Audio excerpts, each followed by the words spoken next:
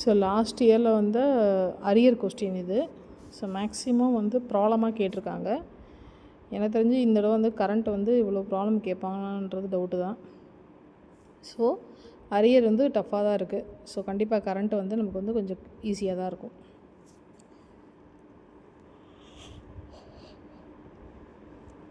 அதனால் நம்பிக்கையோடு படிங்க, சரியா? இந்த ப்ராப்ளம்ஸ் எல்லாம் பார்த்தாச்சு. பார்த்தா தெரியுது எல்லாமே கொஞ்சம் டிஃபிகல்ட்டாக தான் கேட்டிருக்காங்க. தியரி நிறையாவே கேட்கல.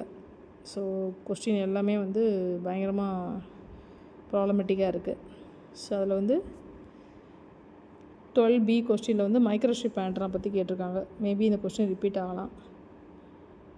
அடுத்து 12Aல வந்து லூப் ஆண்டனா பற்றி கேட்டிருக்காங்க.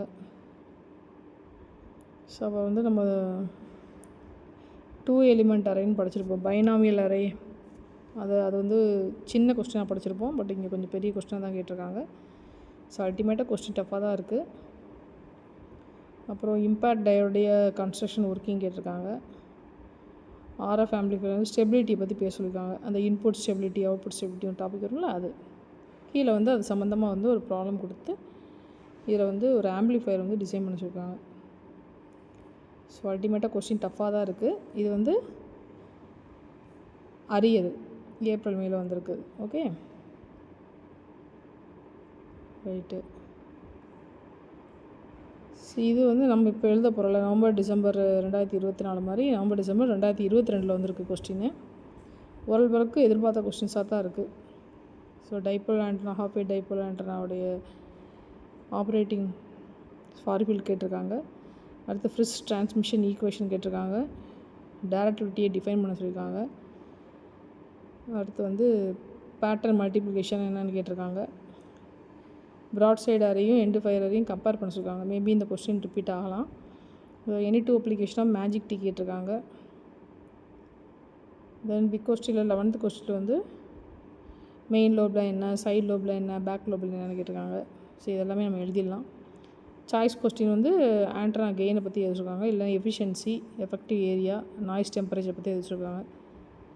அடுத்து செகண்ட் யூனிட்டில் பார்த்தோம்னா ஹாஃப் வே டைபோலை பற்றி எழுதிருக்காங்க. சாய்ஸ் கொஸ்டினில் வந்து பேராபோலிக் ரிஃப்ளெக்டர் கேட்டிருக்காங்க.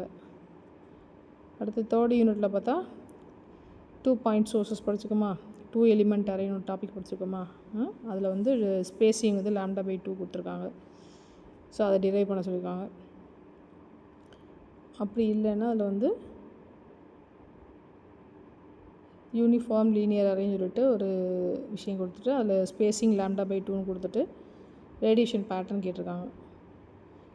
ஈக்குவல் ஆம்பிட்யூடில் இருக்குன்னு சொல்லியிருக்காங்க.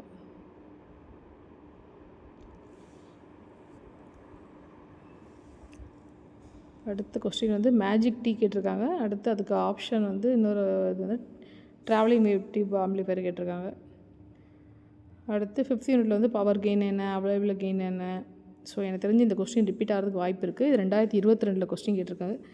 இப்போ எழுத போகிறது நவம்பர் டிசம்பர் 2024.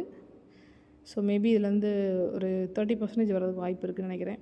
ஸோ படிச்சுக்கலாம், நல்லா படிச்சுக்கலாம். ஸோ லாக் பீரியாடிக் ஆண்டனா வச்சு ஒரு ப்ராப்ளம் கேட்டிருக்காங்க. சாய்ஸ் கொஸ்டினில் மைக்ரோஸ்ட்ரிப் ஆண்டனாவோட ப்ராப்ளம் கேட்டிருக்காங்க. டன்.